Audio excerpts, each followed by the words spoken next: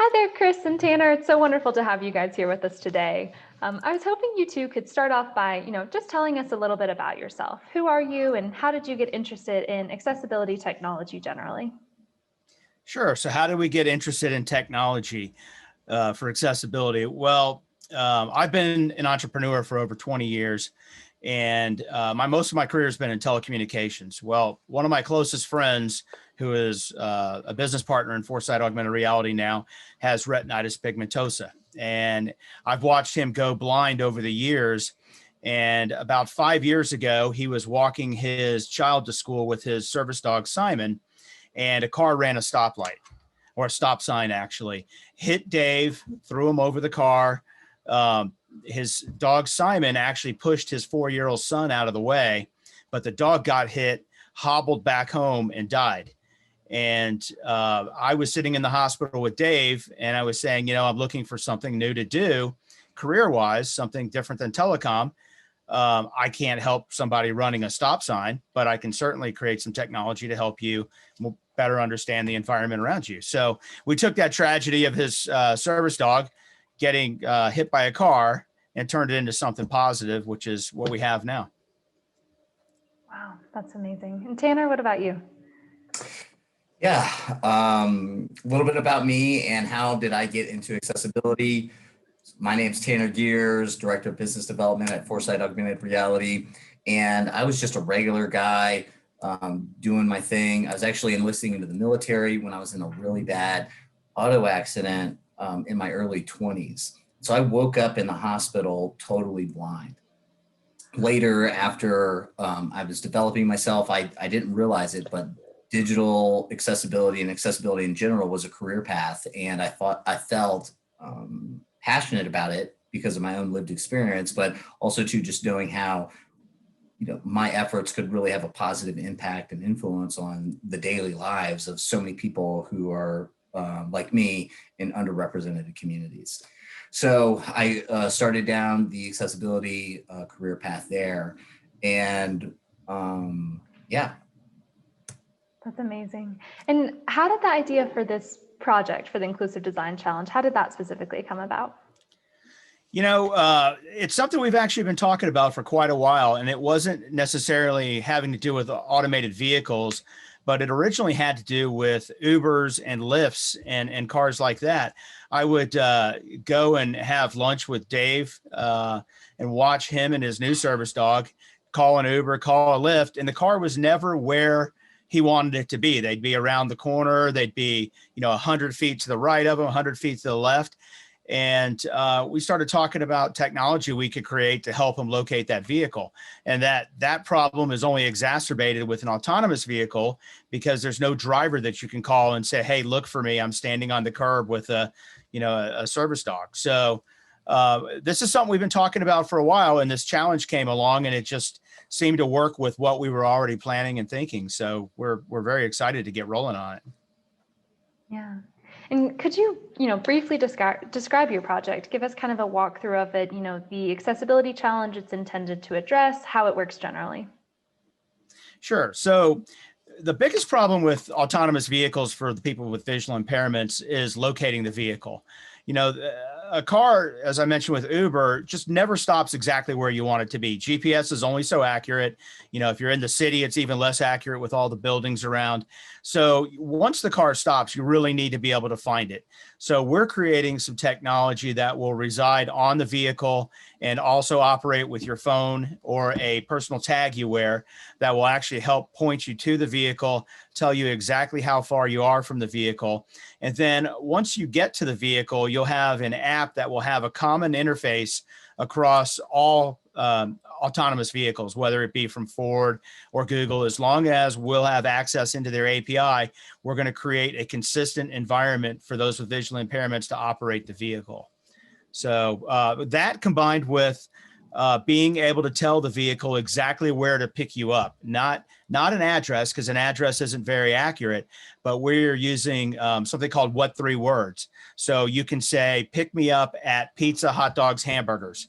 And that will identify a 10-foot by 10-foot square of planet Earth for that vehicle to actually pick you up at. So you can know exactly where your front door is. You can know where the door of a building on a giant city block is, and you can give it those 3 words to the vehicle through our app to pick you up exactly at that point. So it'll simplify the situation of somebody actually finding the vehicle and interacting with it. If I could add on a little bit to that, I think that FAR is unique in that, you know, definitely getting to the vehicle and finding the vehicle and feeling safe and comfortable within the vehicle while traveling is critical. It's a huge problem, even with human intervention right now with rideshare programs. But also, too, what happens to the user? What happens to a person with a disability or someone in the aging population when they get to the final destination?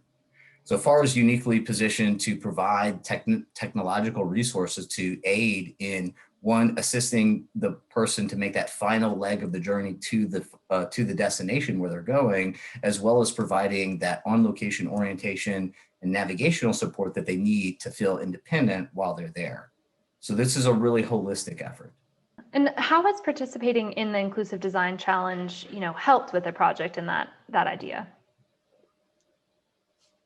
Well, it's given us a forum to take this into a new sector of technology that's coming about. I think autonomous vehicles, automated vehicles, whatever you want to refer to them as, they're really going to change the world for those with disabilities and elderly populations. It's really going to be life-changing. So this gives us a good stepping in point to get into this new technology and take all our experience between me and Tanner and Dave and all the other people that we work with visual impairments and actually make this type of technology accessible from the ground up, as opposed to trying to modify something later on. So it's really opened the door for that. It's a phenomenal opportunity. Yeah. Go ahead, Tanner. I was just going to say, I couldn't agree more with what Chris said. As someone who has driven a vehicle, for their adult life, and then that to be taken away, and then being reliant on public transportation systems, incredibly frustrating, sometimes dangerous. And so, the advent of rideshare programs, and eventually now with AV, with autonomous vehicles, it is just a game changer in terms of transportation, independence, capabilities, and just quality of life as someone who's lived life with a disability. Yeah, no, that's really great. And I know you both have kind of touched on a lot of where the ideas from this project came from your personal experiences and with your friends, but as you've kind of approached this topic, how has it evolved over time from, where your first ideas came with to now where you're at today? Yeah, it's a great question. So we've been really, FAR is authentically inclusive in terms of that, I am blind. Dave Furukawa, co-founder of the company, he's also blind. So we understand intimately the needs of the disability community, but that doesn't mean that we haven't reached out to our organizational partners and our community partners and the community at large to make sure that we're going down the right track. We're approaching this the right way, and we're taking all perceptions, considerations, challenges, and difficulties at scale into consideration for how we're going to solve this problem. So we've been really fortunate to have a great strategic alignment and partnership with the American Foundation for the Blind, as well as other organizations like the Foundation for Blind Children, in order to really reach those individuals at scale and understand how we can best meet their needs with technology. Chris, anything to add there? Yeah, no, I think you said that great. I mean, we are working with all kinds of groups out there to make sure what we're developing is it meets the needs of those communities. So like Tanner said, we're working with the AFB. We plan to work with the South Carolina School for the Deaf and Blind. We have technology installed there. We have technology. One of the things we've branched out into in 2020 was installing our technology on transportation systems like bus systems. So Georgia Tech University, we have our technology on their buses, on their bus stops. Concord, North Carolina, same thing. Hoping to expand that out into some other places in the near future. So We're working in transportation already. We're working with these advocacy groups already. So I think we've got, a good foundation for making sure that we hit the target on this. That's great. And I kind of want to ask another question of what's sort of your long-term vision? That's so great to hear about the partnerships that you're making and how you're involving it, but what is your kind of hope for the long term for your work? Tanner, you want me to answer that or you want to go ahead? Well, I'll share my long-term vision, and I'm sure that there's a Venn diagram of vision here, but my long-term vision for where this is going to go is to really just create equitable inclusion for people with disabilities and aging populations to feel comfortable, free, and independent, capable of leaving their house, traveling to wherever they need to go, be on location wherever they're going, have the independence to mobilize themselves on location, and then get home just like anybody else would.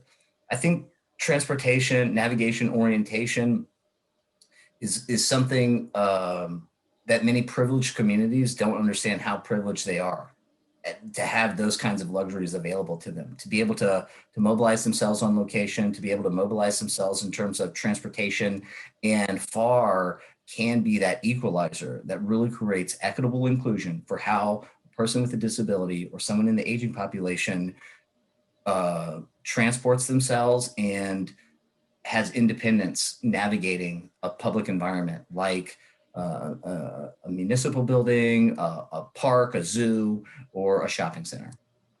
Yeah, and that being said, from a business perspective, I want to develop something that is so life-changing for automated vehicles that this becomes standard on every new vehicle out there.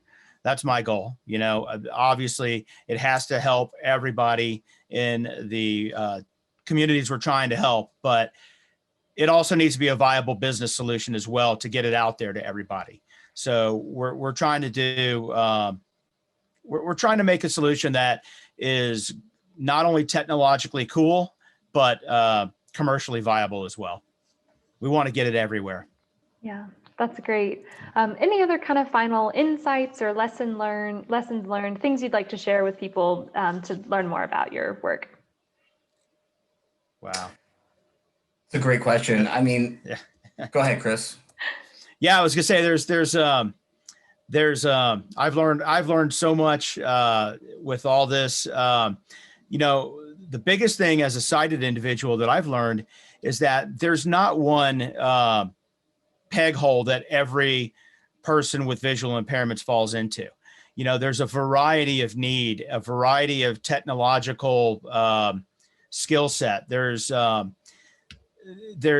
everybody's different. So when you create the technology, you need to create it so that it works for the sophisticated user that is fully capable of operating a smartphone or your technology, but you also need to make it for the user who's maybe not so sophisticated technological wise. I think that's the biggest thing that I've noticed over the years working in this industry. Mm-hmm. Does that sound? Go ahead, Tanner. No, that's fair. I mean, there's such a continuum of ability across the disability community. If we think about grandma whose hearing might be reduced, or the memory recall is reduced, or the mobility capabilities are reduced, or it's someone with a visual impairment who's like both blind and deaf, or has other disabilities that they're managing. Just understanding, I think this process has really helped us, take a bigger step back and, hey, how can we support people more authentically and inclusively, with this opportunity in front of us? Yeah. Well, thank you both so much for, sharing your time today with us with PAVE, and congratulations again on being semifinalists for the Inclusive Design Challenge. Thanks. We appreciate it. Thank you for having us. Thank you.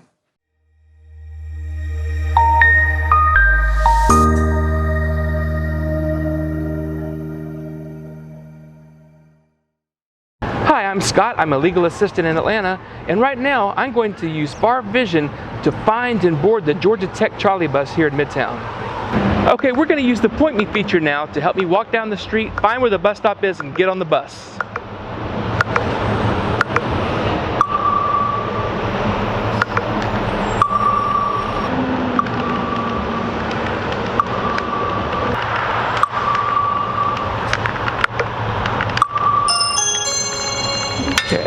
Town Station. Arriving buses. Estimated arrivals. Click to refresh. Heading. Next arrival. Route. Gold/tech trolley. Bus 404. Arriving in 1 minute. Followed by. Route. Gold/tech trolley. Bus 405. Arriving in 9 minutes.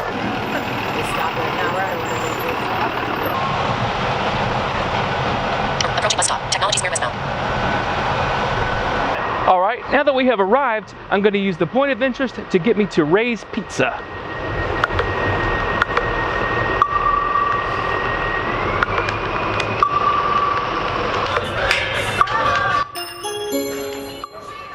Ray's New York Pizza.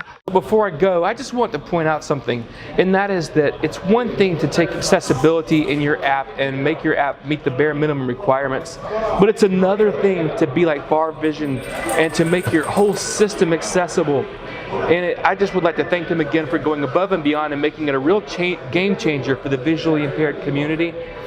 And I'd also like to thank Georgia Tech because they have really made themselves a leader in accessible technology.